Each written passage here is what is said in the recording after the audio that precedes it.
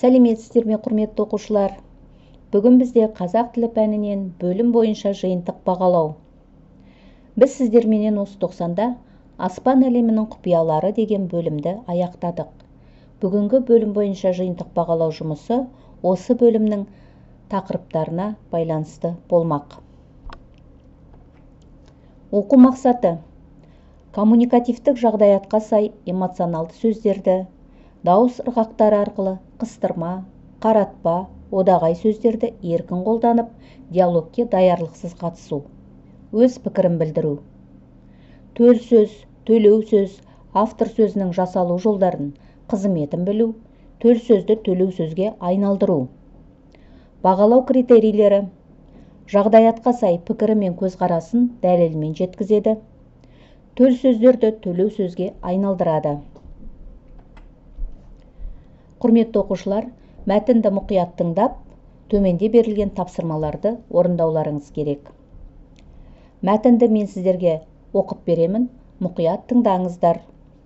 Мәтіннің тақырыбы: үркер. Үркер қазақша үркек деген сөзден шыққан. Баяғы замандарда жер бетінде тек қыс болып тұрған екен.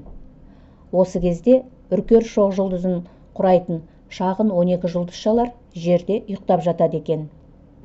Бірде бір данышпан суықтан қажыған жануарларға: егер осы шоқ жұлдыздарды түгелімен қырып салсаңдар, жайма-шуақ жазға кенелесіңдер деген өсиет айтады.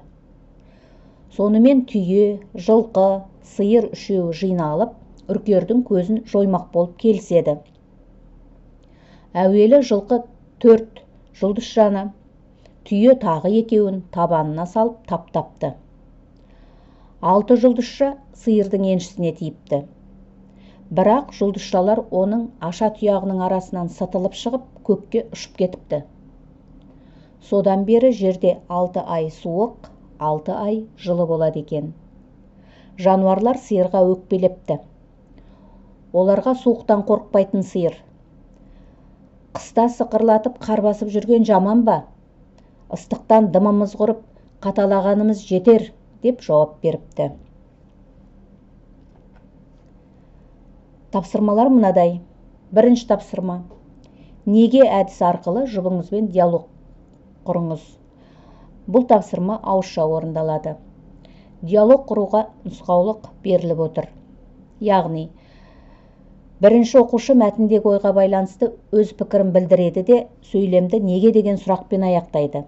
Мысалы: баяғы замандарда жер бетінде тек қыс болып тұрған екен. Неге?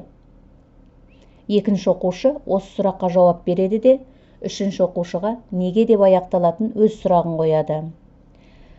Әр оқушы 3 сұрақтан қоюларына болады. Екінші тапсырма: мәтіннен төл сөзді тауып, төлеу сөзге айналдырып жазуларыңыз керек. Құрметті оқушылар, бөлім бойынша жиынтық бағалау жұмысын орындау барысында міндетті түрде дескрипторларға сүйеніңіздер. Бірінші тапсырма бойынша эмоционалды сөздерді дауыс ырғақтары арқылы қыстырма, қаратпа, одағай сөздерді еркін қолдана алғандарыңызға 1 балдан беріледі.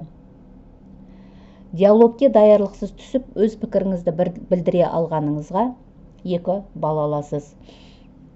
Екінші тапсырмада төл сөзді анықтай алғандарыңызға 1 бал, төл сөзді төлеу сөзге айналдыра алғандарыңызға 1 бал, сөйлемдегі негізгі ойды сақтай отырып орындағандарыңызға 1 бал, тыныс белгілерінің қойылу ережесін сақтағандарыңызға 1 бал аласыздар.